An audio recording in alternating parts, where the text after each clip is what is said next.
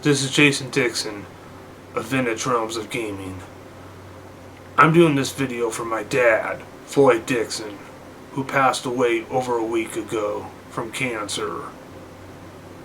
So this video, I'm going to be paying a special tribute to my dad, of what type of games he liked, what's his favorites, and what his memories are with me about gaming, and how he got me introduced.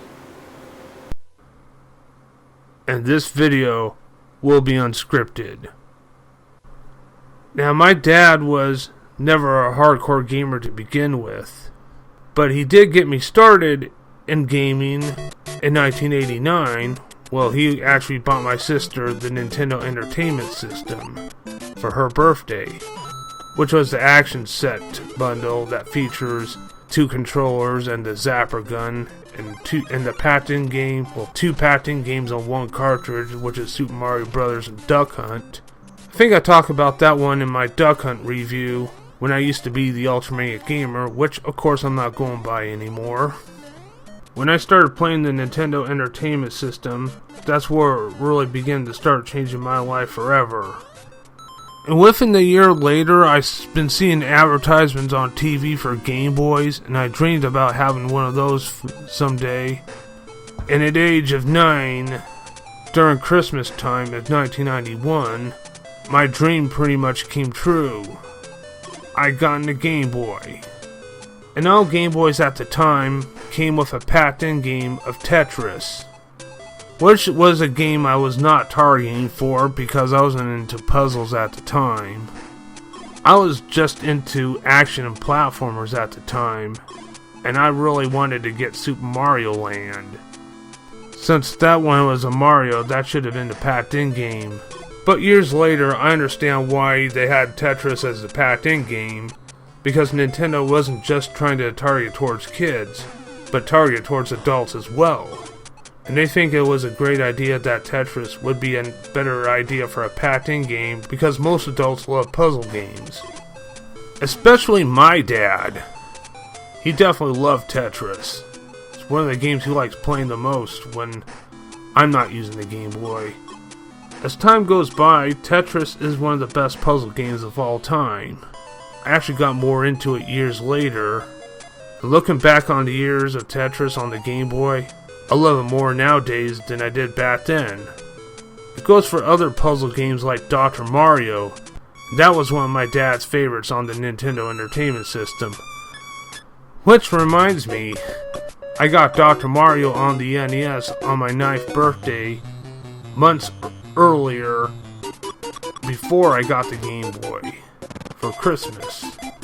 There was also a Game Boy version of Dr. Mario, but I never did got that one.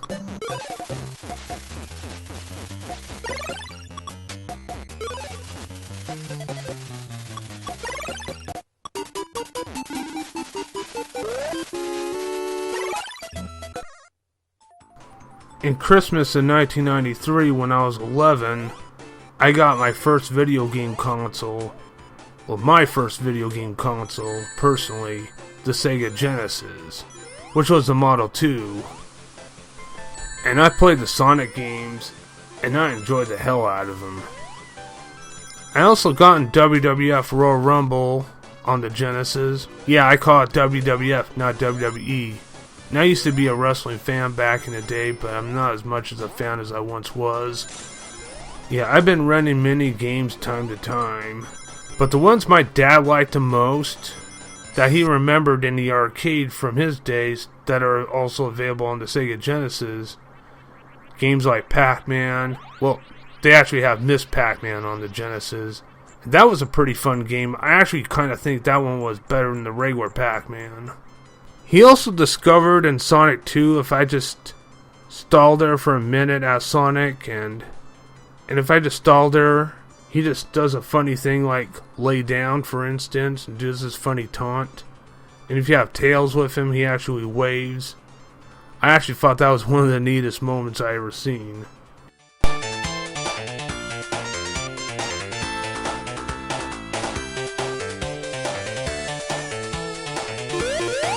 During the mid-90s, I believe it was from 94 to 96, During the weekends, Dad and I used to go to the Paradise Bowling Alley, and we usually play arcade games there.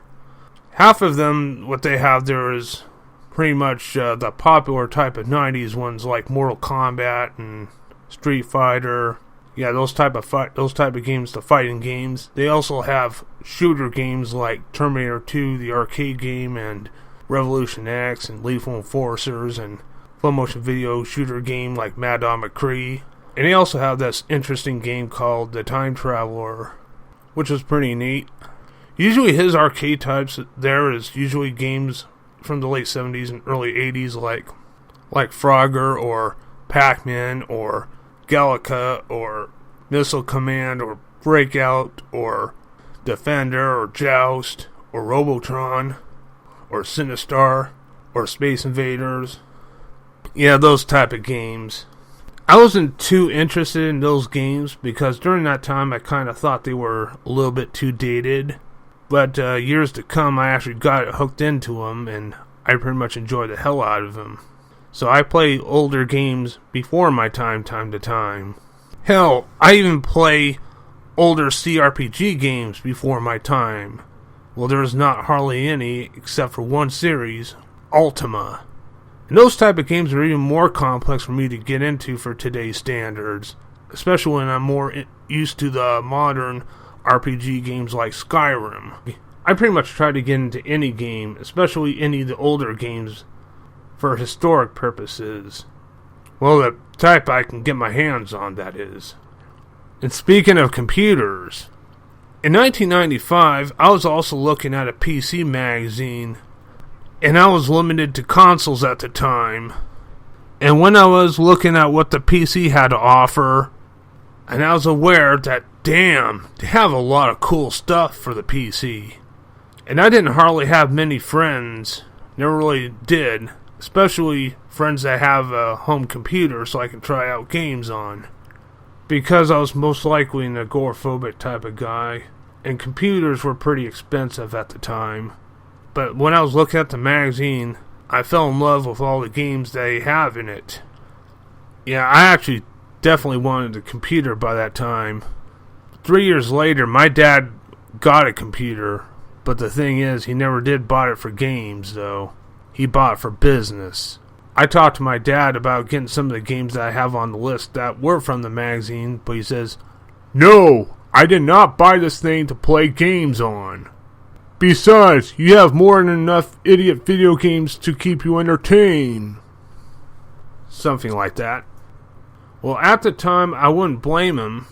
And I didn't know any better at the time what type of complications that requires to run a certain individual PC game. Now, looking back on those days, I couldn't blame him.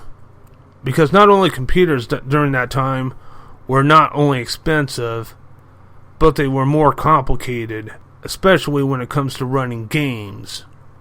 In 1998, our family got our first personal computer, and that was a Compaq Presario, and the Windows operating system was Windows 98, which was one of my favorite Windows programs in history, because I had awesome memories about default desktop backgrounds and the default screensavers that Windows 98 had to offer. Pretty much all that started going down the drain within the years to come. Like with the latest operating system of Windows 8 or 8.1, that one was the worst operating system ever. Well, actually, they just released Windows 10 operating system, and from what I heard, 10 is much better than 8. But I'm not going to go too far into the future of Windows. There's also default games that came with the computer like Solitaire and Minesweeper. Usually I play Solitaire time to time. And there was a pinball game called Space Cadet, which was a pretty neat pinball game. The type of business my dad has been in during his remaining working years, well, it's the type of work, though it's not exactly business that he runs. The type of work was future trading, or commodity brokers, or stock exchange, where you buy stuff and sell them for a higher price. Some complicated stuff that they actually find for commodity stock brokers. Something like that. As long as you know what you're doing with the business, you actually can make a lot of money. But sadly, 2.5 years later, he was diagnosed with multiple sclerosis. And it pretty much hit the family pretty hard. And there's much more to that. He learned how to live with it. I learned how to live with him having it. The family learned to live with him having it.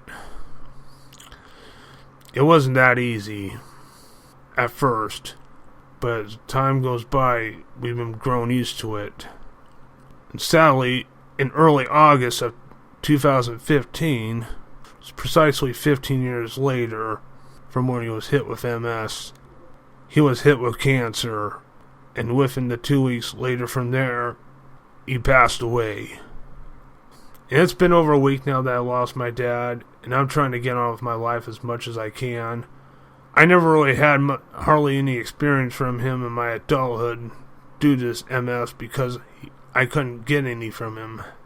And I was born with a learning disability, and I try to catch up in life as much as I can on my own ends.